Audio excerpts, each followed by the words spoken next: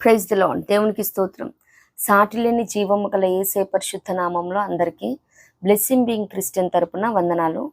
మరి మన A to Z Christian ట్రేడ్స్లో భాగంగా ఈరోజు ఆల్ఫాబెట్ F, ఫెయిత్, విశ్వాసం అనే క్రిస్టియన్ ట్రేట్ని చూద్దాము. మరి కీవర్డ్స్గా హెబ్రీ 11:1 విశ్వాసం అనున్నది నిరీక్షింపబడు వాటి యొక్క నిజస్వరూపమును అదృశ్యమైనవి ఉన్నవనుటకు రుజువునై ఉన్నది. Now faith is the assurance of things hoped for, the conviction of things not seen. మరి యాక్చువల్లీ విశ్వాసం అనేది చాలా పెద్ద ధ్యానాంశము, బట్ మనం చాలా షార్ట్ అండ్ స్వీట్గా చెప్పుకుందాము. ఇది ధ్యానాంశంగా కేవలం కొన్ని వచనాలు మాత్రమే చూడటం జరిగింది. అలాగే విశ్వాస వీరుల జాబితాను కూడా టచ్ చేయటం జరగట్లేదు. ప్రభు చిత్తమైతే దాన్ని వేరొక ఎపిసోడ్లో భాగంగా మనం ధ్యానిద్దాము. ఈ విశ్వాసంలో కూడా మరి విశ్వాసం అని, గొప్ప విశ్వాసం అని, అలాగే అధిక విశ్వాసం అని, అల్ప విశ్వాసం అని, అవిశ్వాసం అని, అంటే డైరెక్ట్గా అధిక విశ్వాసం అని కాదు. శతాధిపతి విషయంలో వేసే అంటారు కదా, ఇంత విశ్వాసాన్ని నేను చూడలేదని. అలాగే కనాను స్త్రీతో చెప్పేటప్పుడు కూడా నీ విశ్వాసం గొప్పది అని అంటారు కదా, ఆ రీతిగా దీన్ని ఇలా సెగ్రిగేట్ చేయడం జరిగిందనమాట. అలాగే కొన్ని వచనాలు చూసినట్లయితే మరి ద్వితీయోపదేశకాండం 1:33 చూస్తే ఇజ్రాయేలీయులు యెహోవా యందు విశ్వాసం ఉంచలేదంట. అలాగే యెహోవా విశ్వాసులను కాపాడువాడు కీర్తన 31:23 చూడగలుగుతాము. అలాగే నీతిమంతుడు విశ్వాస మూలముగా జీవించును హబక్కుకు 2:4 చూస్తూ ఉంటాం అన్నమాట. అలాగే విశ్వాసం వలన బలము పొందుతామని రోమా 4:21, అలాగే రోమా 5:2 విశ్వాసం వలన కృప పొందుకుంటాం. రోమా 9:33 విశ్వసించువాడు సిగ్గుపడటంట. అలాగే యేసయ్య చెప్పేటప్పుడు కూడా ఆవగింజంత విశ్వాసం ఉంటే మరి మత్తయి సువార్త 17:20 చెప్తారు, కొండని అటు పొమ్మంటే పోతుందంట. అలాగే అసాధ్యమైనది ఏది కూడా మీకు ఉండదు విశ్వాసం ఉంటని యేసయ్య తన శిష్యులతో చెప్తా ఉంటారనమాట. అలాగే కొన్నిసార్లు దుష్టుడు కూడా మన విశ్వాసంలో ఉన్నప్పుడు మనని విశ్వాసం నుంచి తొలగించాలని చూస్తూ ఉంటాడు. అపోస్తల కార్యములు 13:8 చూస్తూ ఉంటాం. విశ్వాసం నుండి తొలగింపవలనని యత్నం చేసిన ఎలుమ అంటే గారడివాడు అని అర్థం అనమాట. కొన్ని పరిస్థితుల్లో మనం కూడా విశ్వాసం నుంచి తప్పిపోవటానికి, జారిపోవటానికి, దిగజారిపోవటానికి కూడా దుష్టుడు ప్రయత్నం చేస్తూ ఉంటాడు. అలాగే 1 కొరింథీ 2:4 మీ విశ్వాసము మనుషుల జ్ఞానమును ఆధారము చేసుకొనక దేవుని శక్తి మీద ఆధారం చేసుకోవాలని చెప్తా ఉన్నారు.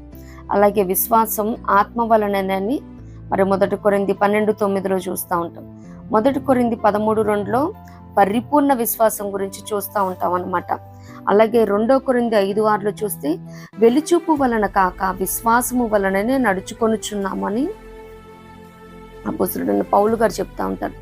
అలాగే 2 కొరింథీ 13:5 మీరు విశ్వాసము గలవారై ఉన్నారో లేదో మిమ్మల్ని మీరే శోధించుకొని చూచుకొనడి అని అక్కడ చెప్తా ఉన్నారనమాట. అలాగే గలతీ 5:22 చూస్తే ఆత్మఫలంలో మరి విశ్వాసాన్ని చూస్తూ ఉంటాం అనమాట. అలాగే గలతీ 6:10 విశ్వాస గృహం, ఫెయిత్ హోమ్. అలాగే మరి ఎఫెసీ 2:8 విశ్వాసం చేత కృపచేతనే రక్షింపబడుతారని చూస్తూ ఉంటాం అన్నమాట. అలాగే ఎఫెసీ 6:16 సర్వాంగ కవచం, ఆర్మర్ ఆఫ్ గాడ్, విశ్వాసం అనే డాలును చూస్తూ ఉంటాం. అలాగే ఎఫెసీ 6:23 బెండిక్షన్, ఆశీర్వాదం, తండ్రి అయిన దేవుని నుండి ప్రభువైన యేసుక్రీస్తు నుండి సమాధానమును విశ్వాసముతో కూడిన ప్రేమయును సహోదరులకు కలుగునుగాక. అలాగే మరి ఫిలిప్పీ 2:17 విశ్వాస యాగమని, మరి విశ్వాసంలో అతిశయించాలని. అలాగే 2 దశలోనికి 3:2 విశ్వాసం అనేది అందరికీ లేదని. అలాగే 1 తిమోతి 4:2 విశ్వాస భ్రష్టుల గురించి చెప్తా ఉన్నారు. 1 తిమోతి 1:2 విశ్వాసమును బట్టి నా నిజమైన కుమారుడగు తిమోతి అని పిలుస్తూ ఉంటారు అనమాట అక్కడ లేఖనం రాసేటప్పుడు.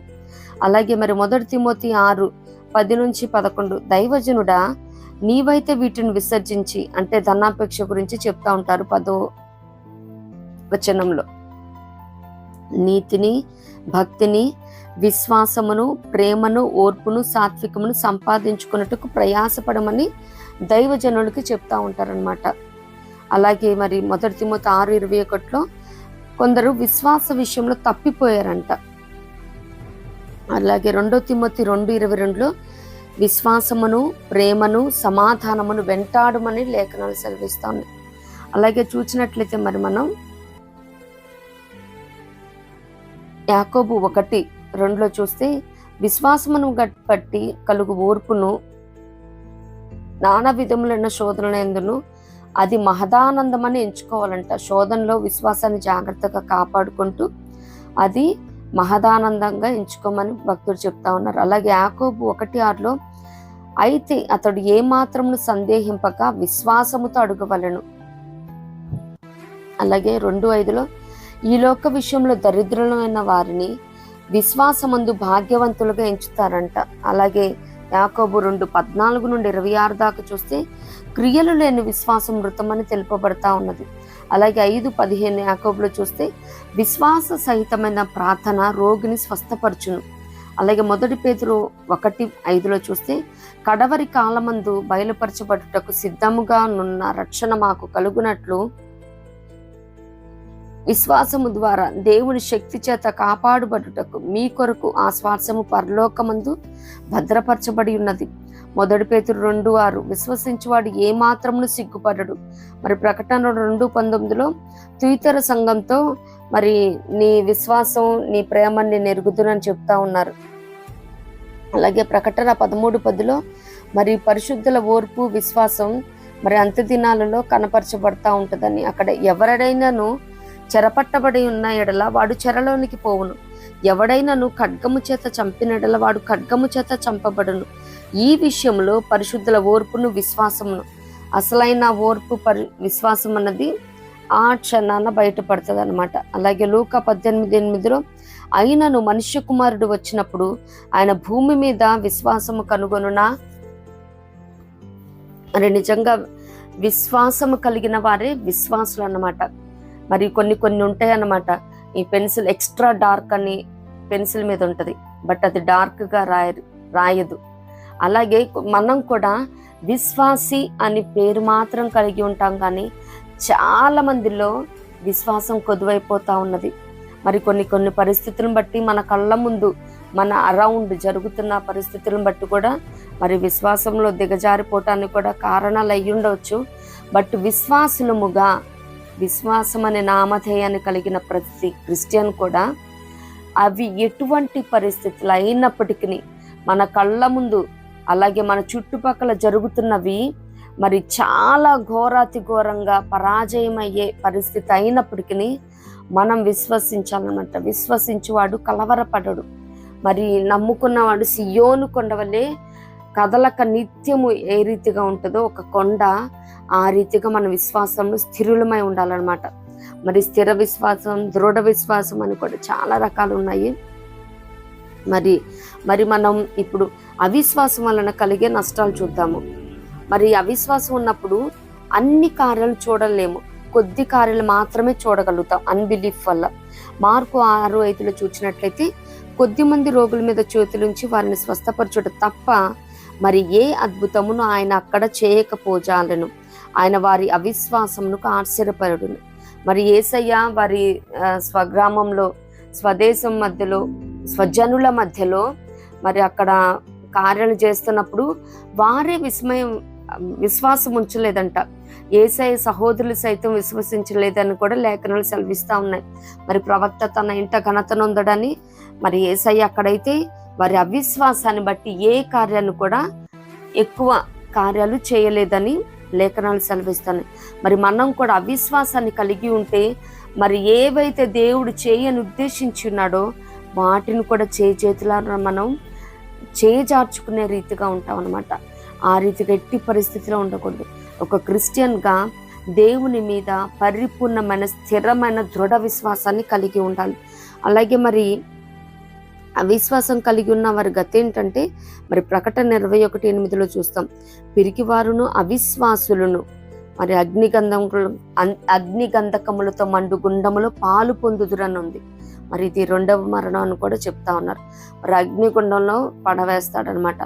అవిశ్వాసం ఏ మాత్రం కూడా ఉండకూడదు అనమాట.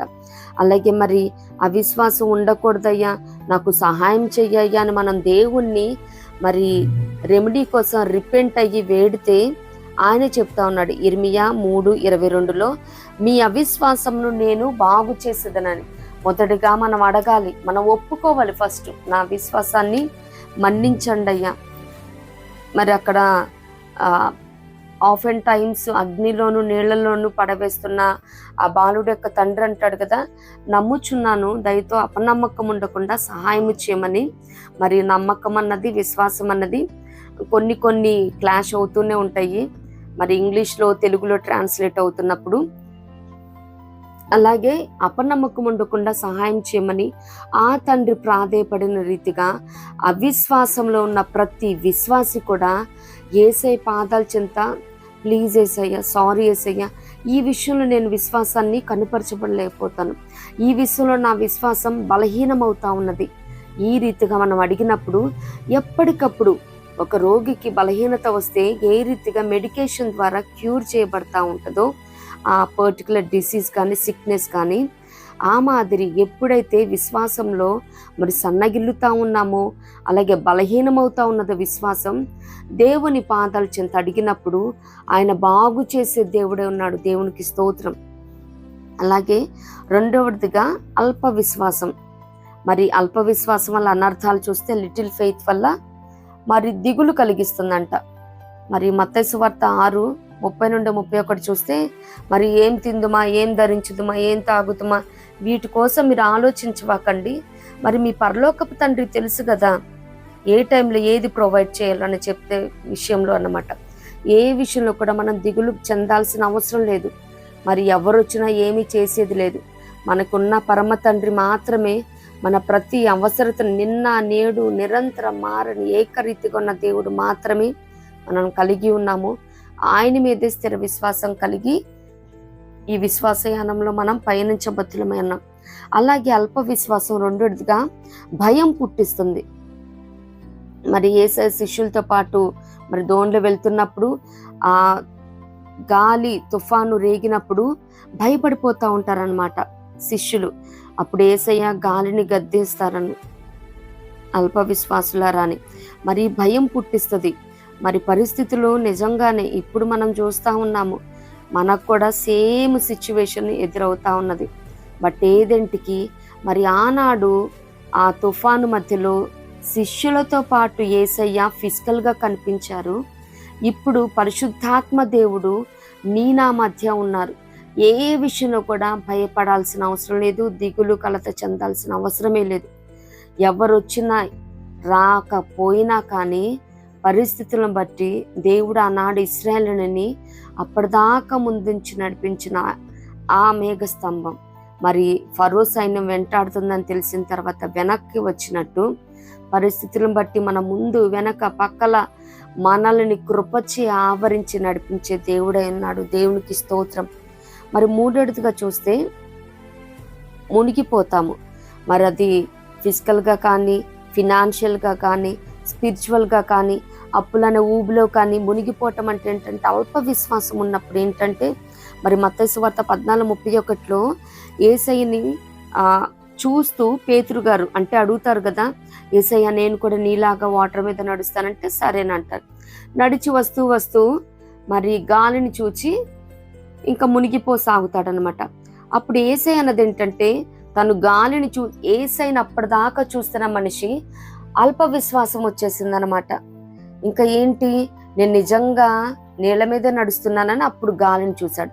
అందుకే యేసయ్య చెయ్యిచ్చి లేపేటప్పుడు అల్ప విశ్వాసి ఎందుకు సందేహపడితివన్నారు కానీ, నువ్వు గాలిని ఎందుకు చూసావు, అప్పుడు దాకా నన్ను చూసావు కదా, నన్నే చూడాలి కదా అని అలా అనట్లేదు. అల్ప విశ్వాసం ఉంటే ఫస్ట్ మనం ఏదైతే విశ్వాసం కర్త దాన్ని కొనసాగించే వైపు యేసు వైపు చూస్తూ వెళ్తామంటామో, అల్ప విశ్వాసం వచ్చిన వెరీ ఇమ్మీడియట్ మూమెంట్ ఇంకా లోకాన్ని పక్కన చూస్తూ ఉంటాము. వాళ్ళు సహాయం చేస్తారు, వీళ్ళు సహాయం చేస్తారు, లేకపోతే అవి అవి భయపెట్టే సన్నివేశాలు జరిగిపోతూ ఉన్నాయి. మరి మేము ఎక్స్పెక్ట్ చేయలేదు ఈ రీతిగా జరిగిపోతున్నాయి అని ఎప్పుడైతే డీవేట్ అయిపోతుందో మరి అల్ప విశ్వాసం, ఇవన్నీ మన విశ్వాసం నుంచి తొలగించడానికి మరి ఎలుమ గారడి వాడు ఏ రీతిగా యత్నం చేశాడో, దుష్టుడు కూడా ఎప్పటికప్పుడు విశ్వాసంని మరి మనల్ని ముందుకి కొనసాగించకుండా చేస్తూ ఉంటాడనమాట. ఎందుకంటే మరి ఎఫెసీ 3:16 ఉంటుంది, క్రీస్తు మీ హృదయాలలో విశ్వాసము ద్వారా నివసించున్నట్లు అని. మరి దేవుడు యేసయ్య మనలో నివసించాలంటే అది విశ్వాసం ద్వారానేనంట. మరి అదే విశ్వాసాన్ని డిస్టర్బ్ చేస్తే మరి యేసయ్య కూడా మన మధ్య ఉండడు, ఆయన ఆత్మ సంచారం జరగదని దుష్టుడు అల్ప విశ్వాసాన్ని కలుగజేస్తూ ఉంటాడు. అప్పుడు మనం మరి పేతురు గారు ఏ రీతిగా అయితే ఆ నీళ్లలో మునిగిపోతా ఉన్నాడో, మరి మనం కూడా అప్పులను ఊబిలో చిక్కుకోవచ్చు, బలహీనతలనే మరి లోయలో ఇంకా మునిగిపోతూ ఉండవచ్చు. మరి ఆత్మీయ క్షీణతనే కానీ ఆర్థిక అసమానతలేమి ఈ మునిగిపోయే అనుభవం అల్ప విశ్వాసం తెస్తూ ఉంటుంది. ఏ రీతిగా కూడా మరి అల్ప విశ్వాసాన్ని మనం కలిగి ఉండకూడదు. అలాగే నాలుగుదిగా చూస్తే కలవరాన్ని పుట్టిస్తుందంట. మరి మత్తయి 16:8 మరి యేసయ్య యాక్చువల్లీ పులిసిన రొట్టె గురించి, పులిసిన పిండి గురించి చెప్పే సందర్భాన్ని వాళ్ళేమనుకుంటారు, మనం రొట్టెలు తేవటం మర్చిపోయామని యేసయ్య ఈ మాట అన్నారని వాళ్ళు కలవర పడిపోతూ ఉంటారు, టెన్షన్ పడిపోతూ ఉంటారు. మరి ఏమున్నా లేకపోయినా కానీ మరి యేసయ్య అయితే మనల్ని అన్ని విధాలుగా సమృద్ధితో నింపే దేవుడై ఉన్నాడు. దేవునికి స్తోత్రం. మరి ఈ లోకంలో మరి మనకు కావాల్సింది ఆహారం అన్నది మాత్రమే కాదు, కానీ మనం బయటికి వెళ్ళి పనులు చేసుకోవాలంటే, పరిచర్య విషయంలో మరి క్రూసెట్స్ పెట్టాలన్నా కానీ, పర్మిషన్స్ విషయంలోనే ఏది కూడా, ఏ విషయంలో మరి బిడ్డల భవిష్యత్తు ఏంటి, మరి ఆరోగ్య పరిస్థితి ఏంటి, మరి బ్రేక్ త్రూ లేదే, మరి ఆత్మల పనులు లేవే, పంటలు లేదే, ఈ రీతిగా ఏ విషయంలో ఆలోచించాల్సిన అవసరం లేదు. కలవరం అస్సలే వద్దు. ఎందుకంటే భూమి ఆకాశం సృష్టించిన యెహోవా వలననే మనకు సహాయం కలదు. మరి ఈ రీతిగా మరి ఈ 4 పాయింట్స్ దిగులు కల్పిస్తుంది, భయాన్ని పుట్టించింది, మునిగిపోయేలా చేస్తుంది, కలవరాన్ని పుట్టిస్తుంది అల్ప విశ్వాసం. వీటన్నిటి నుండి నిశ్చయంగా దేవుడు మనకి విడుదలనిచ్చును గాక. ఆమేన్. అలాగే విశ్వాసం, మరి విశ్వాసం తెచ్చే దీవెనలు ఏంటంటే, ఒకటి స్వస్థత. మత్తయి 9:22 చూచినట్లయితే మరి 12 సంవత్సరాల రక్తశ్రీ రోగి మరి యేసయ్యని ఆయన వస్త్రపు చెంగు మాత్రం ముడితే చాలు నేను స్వస్థత పొందుతానని మరి వెళ్ళి ఆ రీతిగానే మరి స్వస్థత పొందుకుంటది. నీ విశ్వాసమే నిన్ను స్వస్థపరిచనని యేసయ్య అక్కడ చెప్తా ఉన్నారు. ఆ రీతిగా మరి ఎవరి విశ్వాస పరిమాణాన్ని బట్టి వాళ్ళకి స్వస్థ బుద్ధి అన్నట్టు మరి ఆవిడ నమ్మింది. మరి అనేక మంది డాక్టర్స్ని, వైద్యులని సంప్రదించినా మరింత సంకటపడేనని, మరి తనకున్న ఆస్తి మొత్తం అయిపోయింది, మరింత సంకటపడేనంటే ఇంకా వీక్ అయిపోయిందని. మరి మంత్లీ వస్తుంటేనే చాలా సిక్ అయిపోతారు. మరి అట్లాంటిది 12 years కంటిన్యూస్గా మరి రక్తంలో ప్రాణం ఉంది. మరి ఆ ప్రాణమే గ్రాడ్యువల్గా పోతున్నట్టే కదా. కానీ యేసయ్యకి అసాధ్యమన్నది ఏది లేదు. ఆయన మరి తన విశ్వాసాన్ని చూశాడు. మరి ఇంతమంది వైద్యులను ఆశ్రయించిన రాని మరి స్వస్థత యేసయ్య వస్త్రపు చెంగు ద్వారా ఆవిడ అనుకున్నట్టుగానే ఆవిడికి స్వస్థతనిచ్చిన దేవుడు. అలాగే దెయ్యపు కార్యాల నుండి, వాటి శక్తుల నుంచి విడుదలనిచ్చే దేవుడు. మత్తయి 15:28 మరి కనాను స్త్రీ కూడా వచ్చి అక్కడ తన కుమార్తె దెయ్యము పట్టి నా బిడ్డ బాధించబడతా ఉన్నదని పలుమార్లు మరి యేసయ్యని అక్కడ బతిమాలుతా ఉన్నది, కేకలు వేస్తూ ఉన్నదన్నమాట. మరి యేసయ్య నేను ఇశ్రాయేలు ఇంటి వారి వద్దకే పంపబడ్డాను అని అంటారు. తర్వాత మరి కుక్క పిల్లలకి వేస్తారా, బిడ్డలకి ఇచ్చేదని అంటారు. అయినప్పటికీ తనంతట తను తగ్గించుకొని, అయ్యా నిజమేనయ్యా, మరి యజమానిని టేబుల్ నుంచి కింద పడే ఆ పీసెస్ కోసం కూడా కుక్క పిల్లలు ఎదురు చూస్తే కదా అని మరి ఆ రీతిగా తగ్గించుకున్నప్పుడు అప్పుడు యేసయ్య అంటున్నారు, అమ్మా నీ విశ్వాసము గొప్పది. నిజంగా మన విశ్వాసం గొప్పగా ఉన్నప్పుడు నీవు కోరినట్టే నీకు అవునుగాక అన్నాడు. దేవుని స్తోత్రం, హల్లెలూయా. మరి అంతటి గొప్పదైన విశ్వాసాన్ని కలిగి ఉన్నప్పుడు మరి ఎటువంటి దుష్ట ప్రభావం ఉన్నా కానీ, ఏవైనా పట్టి పీడిస్తున్నా కానీ మన సంతోషాన్ని, సమృద్ధిని, సమాధానాన్ని, సంతృప్తిని మరి ఏదైతే దుష్టుడు మరి కబళించి వేస్తూ ఉన్నాడో, వాడి చెర్రగా పట్టుకొని ఉన్నాడో, వాటన్నిటి నుంచి, ఆ దుర్రాత్మ శక్తుల నుంచి సమస్తాన్ని మన బిడ్డల దుర్వ్యసనాలనే బంధకాలు, బలహీనతలనే బంధకాలు, పాపశాప బంధకాలు, ప్రతి విధమైన దుష్టుడి కార్యాల నుంచి, వాడి బంధకాల నుంచి ఇటువంటి గొప్ప విశ్వాసం కలిగినప్పుడు దేవుడు విడుదలనివ్వటం మాత్రమే కాదు, కానీ మనం ఏదైతే ఆశపడి ఎదురు చూస్తా ఉన్నామో ప్రభు పాదాల చెంత నీవు కోరినట్టే నీకు అవునుగా కానీ దేవుడు వాగ్దానం చేస్తాడు. దేవునికి స్తోత్రం, హల్లెలూయా. మరి అంత మాత్రమే కాదు కానీ థర్డ్ వన్ చూస్తే పాప క్షమాపణ, అలాగే స్వస్థత. మరి మార్కు 2:5 చూస్తూ ఉంటాం. ఇది యాక్చువల్లీ ఇతరుల విశ్వాసాన్ని బట్టి కలిగిన కార్యం అన్నమాట. మరి పక్షవాయు గల వాణిని తెచ్చిన వారి విశ్వాసం బట్టి, మరి తను నడవలేడు కాబట్టి మరి ఇంటి పై కప్పు తీసి పబ్లిక్ అంతా రౌండ్ చేసి ఉన్నారు, వెళ్ళటానికి ఆస్కారం లేదు కాబట్టి ఇంటి పై కప్పు తీసి ఏసయ్య దగ్గర దించారు కదా. అప్పుడు యేసు వారి విశ్వాసమును చూచి, కుమారుడా, నీ పాపములు క్షమింపబడి ఉన్నవని పక్షవాయు గల వానితో చెప్పెను. మరి మనం ఎవరి గురించి అయితే ప్రార్థన చేస్తూ ఉన్నామో, మరి కుటుంబాలలో కానీ బిడ్డల పక్షంగా ఏమి, పరిచర్యలో క్షేమాభివృద్ధి కోసమేమి, మరి ఎవరు రక్షణ చూడాలని, ఎవరు క్షేమాభివృద్ధి చూడాలని, ఎవరు ఉద్యోగం కోసం, వివాహం కోసం, సంతానం కోసం, బిడ్డల క్షేమాభివృద్ధి కోసం, ఏ ఆత్మ రక్షించబడాలని వారి పక్షంగా మనం విజ్ఞాపన చేస్తూ ఉన్నామో, మరి మన ప్రార్థనను బట్టి, మన విశ్వాసాన్ని బట్టి వారి జీవితాలలో నిత్యంగా దేవుడు అద్భుతమైన కార్యాలను చేయటం మాత్రమే కాదు కానీ స్వస్థతను, పాపక్షమాపణిచ్చే దేవుడే ఉన్నాడు. దేవునికి స్తోత్రం. మరి 4th వన్ చూసినట్లయితే నిత్య జీవం ఇస్తాడు. విశ్వాసం నిత్య జీవాన్ని కలుగజేస్తుంది. యోహాను 3:16 దేవుడు లోకంను ఎంతో ప్రేమించెను కాగా ఆయన తన అద్వితీయ కుమారునిగా పుట్టినవాని యందు విశ్వాసముంచు ప్రతి వాడును నశింపక నిత్య జీవము పొందినట్లు ఆయనను అనుగ్రహించెను. మరి ఆయన మనం విశ్వాసం కలిగి ఉంటే మరి నశించము, ఆ రీతిగానే నిత్య జీవాన్ని కలిగి ఉంటామన్నమాట. దేవునికి స్తోత్రం. మరి 5th వన్ చూసినట్లయితే రక్షణ, సమాధానము. మరి లూకా సువార్త 7:5 పాపాత్మురాలైన స్త్రీ విషయంలో యేసయ్య చెప్తా ఉన్నారు. అందుకు ఆయన, నీ విశ్వాసము నిన్ను రక్షించను, సమాధానము గల దానవై వెళ్ళుము అని ఆ స్త్రీతో చెప్పను. దేవునికి స్తోత్రం, హల్లెలూయా. మరి విశ్వాసాన్ని కలిగి ఉన్నప్పుడు మరి రక్షణ అలాగే సమాధానాన్ని కలుగజేస్తుంది. మరి నేటి దినాలలో చూస్తే కుటుంబంలో సమాధానం లేదు, ఇరుగు పొరుగు మధ్య సమాధానం లేదు. నీ సరిహద్దులలో సమాధానము కలుగు చేయవాడు నేనని వాగ్దానం చేసినట్టు తెగల మధ్య, రాష్ట్రాల మధ్య, దేశాల మధ్య కొన్ని సంవత్సరాలుగా మరి యుద్ధాలు జరుగుతూ ఉన్నాయి, సమాధానం లేదు. మరి విశ్వాసంతో మనం ఉన్నప్పుడు నిత్యంగా దేవుడు రక్షణ మాత్రమే కాదు కానీ సమాధానాన్ని కలుగజేసే దేవుడై ఉన్నాడు. దేవునికి స్తోత్రం.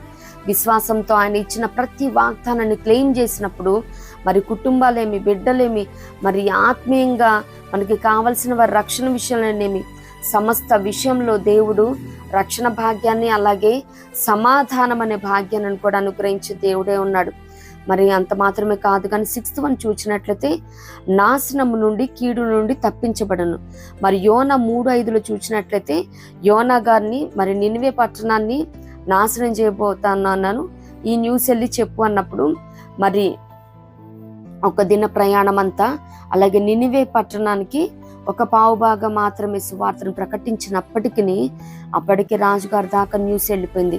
మరి వారు చేసింది ఏంటంటే, నినివే పట్టణపు వారు దేవుని యందు విశ్వాసం ఉంచి ఉపవాస దినము చాటించి, దేవుని స్తోత్రం, మొట్టమొదటిగా వారు చేసింది ఏంటంటే, మరి సొదొమ గొమొర్రా తెలుసు కదా, మరి దాన్ని ఏ మాత్రం కనికరింపక మరి దాన్ని అగ్నిచి దహించి వేయటం జరిగింది.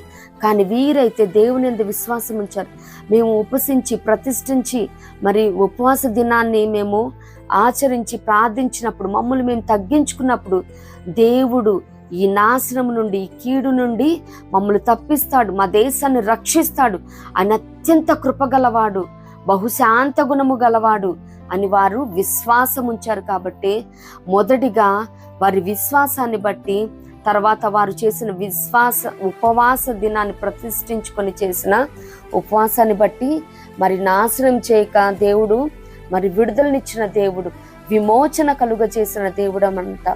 మరి ఈ రీతిగానే మరి కుటుంబాల మీద, బిడ్డల మీద, సంఘం మీద మరి కొన్ని అయితే దేవుడు ముందుగానే బయలుపరుస్తాడనమాట, వార్నింగ్స్ ఇస్తాడు. మరి ఈ కీడు రాబోతా ఉన్నది, ఈ హాని బిడ్డకు జరగబోతా ఉన్నది, మరి పరిచరుడు దుష్టుడు ఈ గలిబిలి చేయబోతా ఉన్నాడు. మరి ఈ రీతిగా తెలిసినప్పుడు మొట్టమొదటిగా మనం దేవుని యందు విశ్వాసం ఉంచబద్ధులమై ఉన్నామన్నమాట. ఎవరి నమ్మిక చొప్పున వారి కార్యాలు చేసే దేవుడు, ఎవరి విశ్వాస పరిమాణాన్ని బట్టి వారి కార్యాలు చేసే దేవుడే ఉన్నాడు. కాబట్టి మరి నిత్యముగా పరిపూర్ణమైన బలమైన దృఢమైన విశ్వాసాన్ని కలిగి ఉన్నప్పుడు దేవుని మీద మరి ఆయన ఏదైతే మరి తెస్తానన్న కీడు మరి తేక మానుకునే దేవుడై ఉన్నాడు. మొట్టమొదటిగా మనం ఆయన మీద విశ్వాసం ఉంచాలి. ఇప్పుడు బిడ్డల్ని మనం నువ్వు కానీ ఇది పాస్ అవ్వకపోతే, లేదు ఇది నువ్వు ర్యాంక్ తెచ్చుకోకపోతే నేను ఇలా పనిష్ చేస్తామని బిడ్డల్ని వార్న్ చేస్తాం. బట్ వాళ్ళు చాలా ట్రై చేస్తారు మ్యాక్సిమం. బట్ రాకపోయినప్పటికీ వారు చేసిన హార్డ్ వర్క్ మనం చూస్తూ ఉంటాం కదా. మనం శిక్షిస్తామా, లేదులేమ్మా నెక్స్ట్ టైం దేవుడిస్తాళ్ళేమ్మా అని మనమే సర్దుకుంటాం అన్నమాట. ఆ రీతిగానే మరి వారు 1% మాత్రమే, మరి ఒక్క దిన ప్రయాణం అంతా 1% ఆ పట్టణం వారికి తెలిసింది. మరి వాళ్ళని దేశమంతా మరి ఇన్ఫర్మేషన్, ఆ రోజుల్లో ఇలా సోషల్ మీడియా ఏం లేదు కదా, అయినప్పటికీ వారు తగ్గింపును బట్టి దేవుని మీద వారు ఉంచిన విశ్వాసాన్ని బట్టి దేవుడు మరి ఆ నాశనం నుంచి, ఆ కీడు నుంచి ఆ నినివే పట్టణస్థులకి విడుదలనిచ్చిన దేవుడై ఉన్నాడు. మరి అనౌన్స్మెంట్ తెలిసిన తర్వాత, మరి పరిశుద్ధాత్మ దేవుడు బయలుపరిచిన తర్వాత మొట్టమొదటిగా మనం విశ్వాసం ఉంచి ఆయన పాదాల చెంత ఉపసించి ప్రార్థించినప్పుడు ఆ కీడు, ఆ హాని నిత్యముగా, ఆ పాపం శాపం, ఆ కాడి తునాతునుకలు చేసి మరి గిల్గాలు వలె దొర్లించి వేసే దేవుడే ఉన్నాడు. దేవునికి స్తోత్రం. అలాగే 7th వన్, దేవుని పిల్లలగుటకు అధికారం అంట. మరి యోహాను 1:12 చూసినట్లయితే, తను ఎందరు అంగీకరించరు అనగా తన నామమందు విశ్వాసం ఉంచిన వారికి అందరికీ దేవుని పిల్లలగుటకు ఆయన అధికారం అనుగ్రహించను. దేవుని స్తోత్రం. మరి ఇప్పుడు ఎవరు ఉన్నా లేకపోయినా మనకి పలానా వాళ్ళు ఉంటే బాగుండేది, మా క్రిస్టియన్స్కి చాలా సపోర్ట్గా ఉండేది, ఇవి ఏమీ అవసరం లేదండి. మనము దేవుని పిల్లలము, ఆయన అధికారాన్ని ఇచ్చినాడు. దేవునికి స్తోత్రం, హల్లెలూయా. మరి ఆయన రాజులకు రాజు, ప్రభువులకు ప్రభు. మరి నేడు రానున్నది ఏదైనప్పటికీ మన దేవుడు, మన పరమ తండ్రి ఆయన రాజులకు రాజు అయి ఉన్నాడు. మరి ఆయనే పరిపాలించే చక్రవర్తి అయి ఉన్నాడు సర్వలోకానికి. మరి ఆయన పిల్లలం మనం ఏమవుతాము? ఎప్పుడు కూడా ఒకరు అండర్టేకింగ్ లో మనం ఉండము. మనం రాజపుత్రికలము, రాజపుత్రులమై ఉన్నాం. దేవుని స్తోత్రం. ఎవ్వరు ఏమీ చేయలేరు. మనం ఎప్పుడు కూడా ఆయన హ్యాండ్ ఓవర్లో, ఆయన అండర్టేకింగ్లో, ఆయన పరిపాలన, ఆయన ప్రభుత్వం కింద మనం ఉన్నప్పుడు ఏ పాపము శాపము ఏ కాడి కూడా మన మీద మోపబడదు. దేవునికి స్తోత్రం, హల్లెలూయా.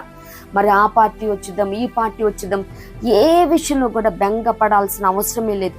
ఆయన మనకి దేవుని పిల్లల గుట్టకు అధికారాన్ని అనుగ్రహించున్నాడు. విశ్వాసం ఉంచు చాలు. ఏ పార్టీ వచ్చినా క్రిస్టియన్కి ఏమీ ఒరిగేది లేదు. మనం దేవుని మీద విశ్వాసం ఉంచి ముందుకు కొనసాగించబట్టమే. దేవునికి స్తోత్రం, హల్లెలూయా. ఆయన మీద మాత్రమే విశ్వాసం ఉంచుదాం. ఆయన అధికారాన్ని అనుగ్రహించాడు కదా, ఆయన పిల్లం కదా. మరి ఇప్పుడు ఒక చక్రవర్తి, ఆయన పిల్లలు మరి పాలేరులాగా ఉంటారా? వేరే వాళ్ళ కింద ఉంటారా? ఏ మాత్రం ఉండరు. మరి వాళ్ళు ఎప్పుడు కూడా ప్రిన్స్ లానే ఉంటారు. దేవునికి స్తోత్రం. క్రిస్టియన్ ఎప్పుడు కూడా ఇదే నిరీక్షణ, ఇదే విశ్వాసం కలిగి ఉండాలి. యేసు నామములో ఆమేన్. ఏ పార్టీ వచ్చినా భయమే వద్దు. ఏది ఎంత మాత్రం హాని కీడు చేయనేరదు. దేవుడు దినానికి ఒక మారు భయపడవద్దు అని చెప్తానే ఉన్నారు. ఏ రోజుక రోజు ఉదయాన్నే లేవటం, మరి ఏ గవర్నమెంట్ వచ్చినా కానీ భయపడొద్దన్నావు ప్రభా. నీ మీద పరిపూర్ణ విశ్వాసంతో, నిరీక్షణతో, గొప్ప హోప్తో ఈ దినమంతా మమ్మల్ని నడిపించండి.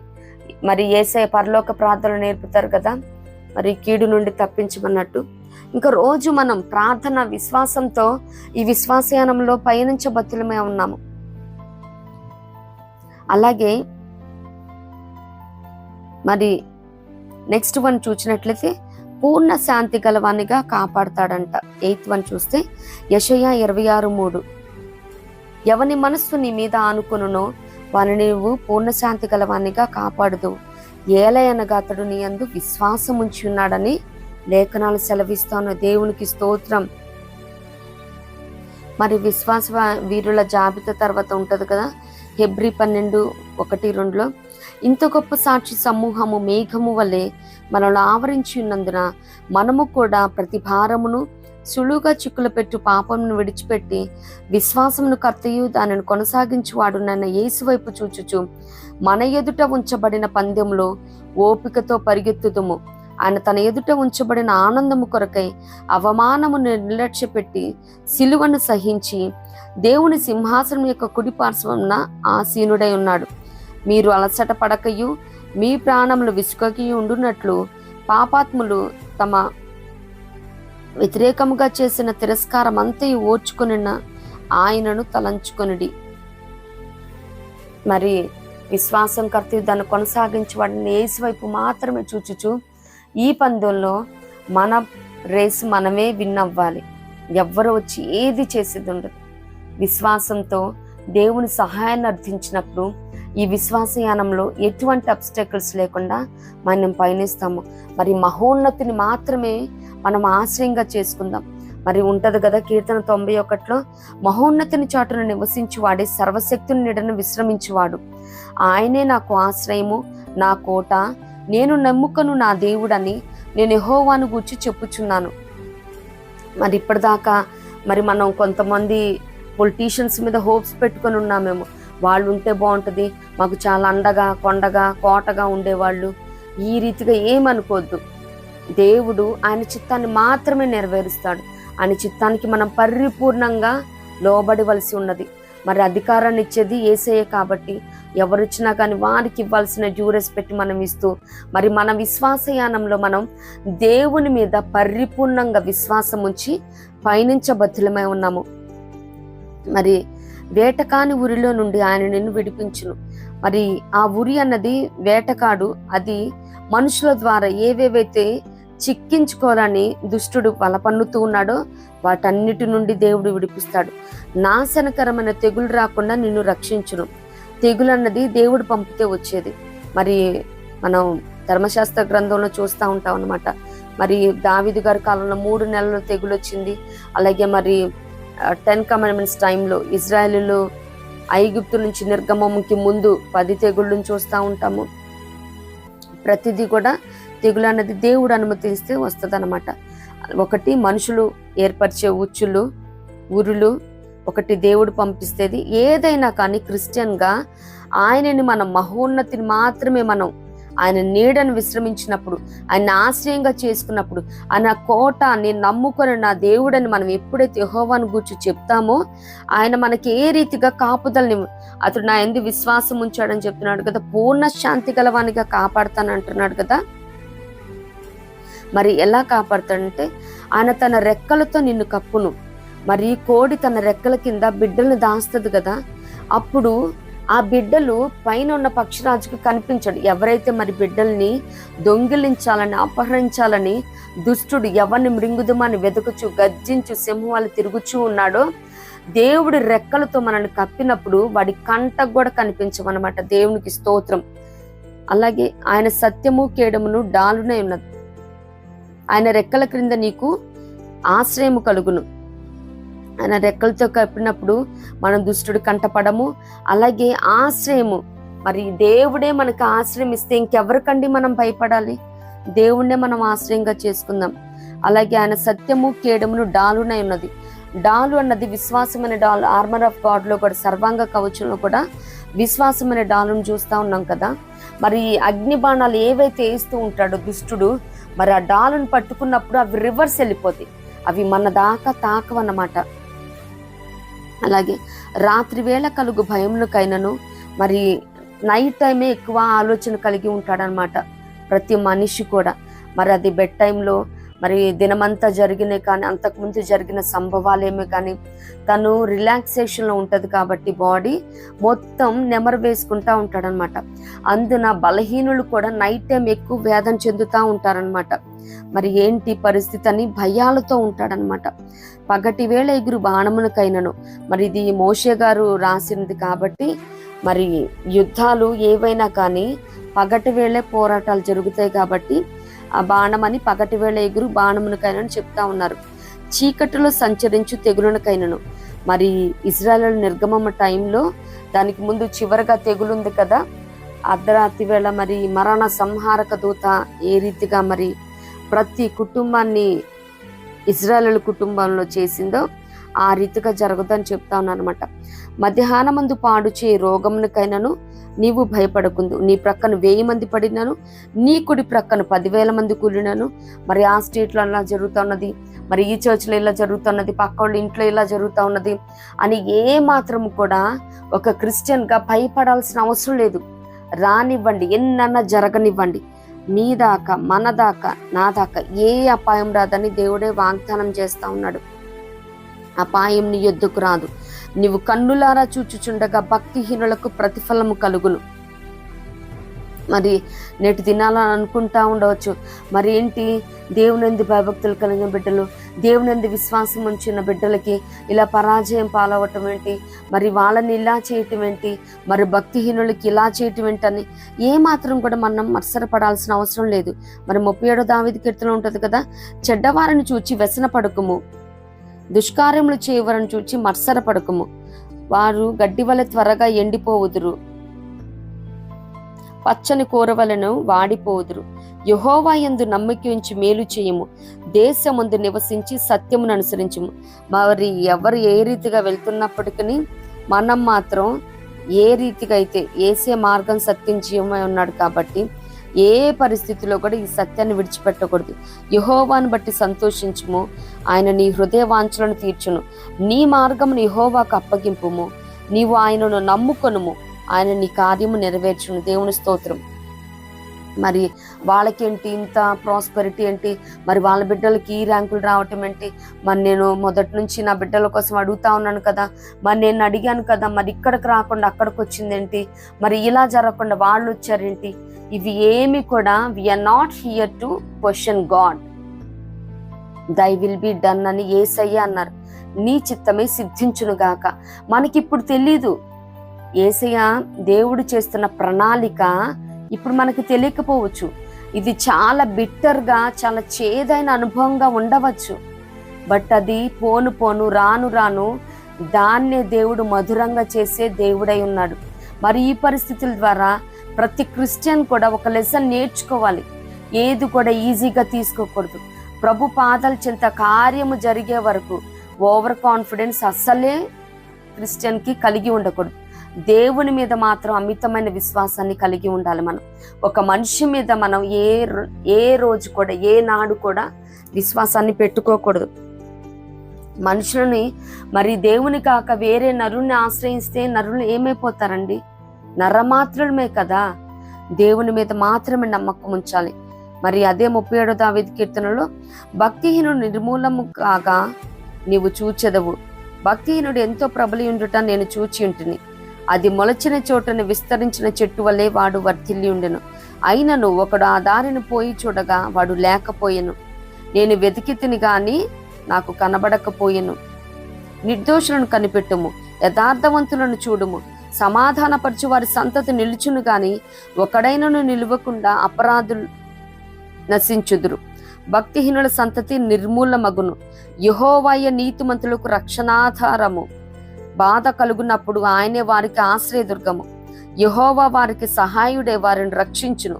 వారు యెహోవా శరణుజొచ్చి ఉన్నారు గనుక ఆయన భక్తిహీనుల చేతిలో నుండి వారిని విడిపించి రక్షించును. దేవుని స్తోత్రం, హల్లెలూయా. మరి మమ్మల్ని ఏంటి తీసుకెళ్లి వాళ్ళ చేతికి మరి గిద్దెని అంటారు కదా, దేవుడే మాకు తోడే ఉంటే ఇవన్నీ ఎలా జరిగినాయి అయ్యా అన్నట్టు దేవుని తోడు ఉన్నది. మరి కొన్ని లెసన్స్ టీచ్ చేయబడాలంటే మరి ఇజ్రాయేలీలు మార్గం తప్పుతున్న ప్రతిసారి శత్రురాజుల చేతికి అప్పచెప్పారు.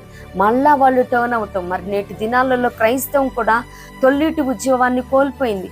మరి మిషనరీస్ వారి దేశం నుండి, బంధువుల నుండి, ఇంటి యొద్ద నుండి మరి అబ్రహాం గారు వాళ్ళ విశ్వాస ప్రయాణం చేసి వారి ఇక్కడ అనేక కష్ట నష్టాలను వచ్చి రక్తాన్ని చిందించి వారి ఇక్కడే మరణించి హతసాక్షులైతే మరి వారిని బట్టి మనం ఎంత కృతజ్ఞత కలిగి ఉన్నాము. అవన్నీ మరిచాం కాబట్టే మరి ఇశ్రాయేలుని దేవుడు అప్పచెప్పినట్టు మరి అప్పచెప్తాడేమో దేవుడు. అప్పుడైనా మనం దేవుని వైపు పరిపూర్ణంగా టర్న్ అవుతాము. మరి నా పేరు పెట్టబడిన నా జనులు తమ్ము తాము తగ్గించుకొని నన్ను వెతికితే మరలా దేవుడు ఏ రీతిగా కనికరిస్తానన్నాడో, మరి సమయం అనుకను అసమయం అనకను మరి ప్రభు పాదాల చెంత మనను మనం తగ్గించుకొని క్షమించయ్యా, మేము మనుషులను ఆధారంగా చేసుకున్నామయ్యా, ఎవరున్నా లేకపోయినా ఒకరిని నిలబెట్టుటయు పడగొట్టుట అది ఆయన ఆధీనం, ఆయన వశమై ఉన్నది. మరి ఇవన్నీ మనం గుర్తెరిగి దేవుణ్ణి మాత్రమే అధికారం ఇస్తున్న యేసుని చూడాలి, కానీ అధికారం తీసుకున్న వాళ్ళని కాదు, తీసుకోబోయే వాళ్ళని కాదు. మరి అధికారాన్ని ఇచ్చే యేసయ్యే మనకి అధికారం ఇస్తా ఉన్నాడు ఆయన పిల్లలాగా అవ్వటానికి. దేవుని స్తోత్రం. మరి ఆయన పిల్లలుగా అవ్వటానికి అధికారాన్ని ఇచ్చి ఉన్నాడు.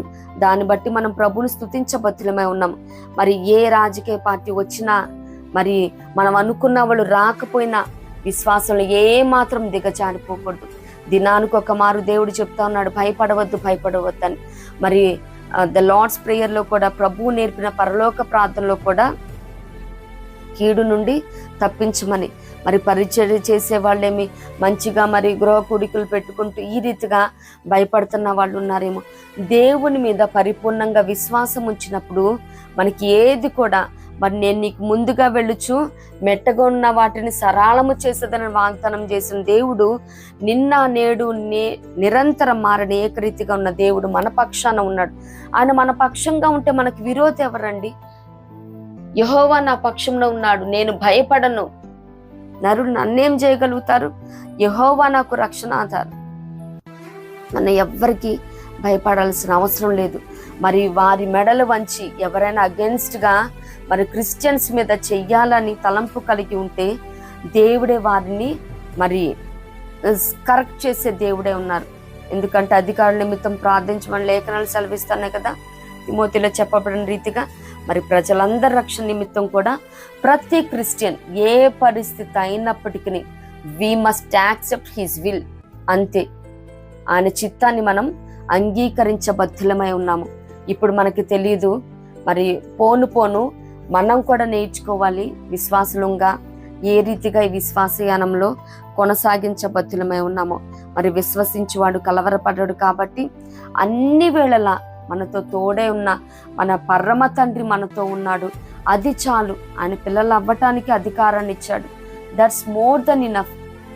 మరి ఈ విశ్వాసయానాన్ని యేసు వైపు మాత్రమే చూచుచూ పరిగెత్తుదాం బహుమానం పొందినట్లు. మనుషులు ఎవరిని ఆశ్రయంగా చేసుకోవద్దు, మనుషుల మీద అస్సలే నిరీక్షణ పెట్టుకోవద్దు. ఆయనే అన్ని వేళలా మనకి నిరీక్షణాస్పదం. ఆయనే. ఈ నిరీక్షణ మనల్ని సిగ్గుపరచదు. ఏమాత్రం కూడా ఎవ్వరూ కూడా మరి విశ్వాసంలో దిగజారిపోవలసిన అవసరం లేదు. మరి అవిశ్వాసంగా ఉంటే నరకం అని మరి ప్రకటన 21:8 ఉంది.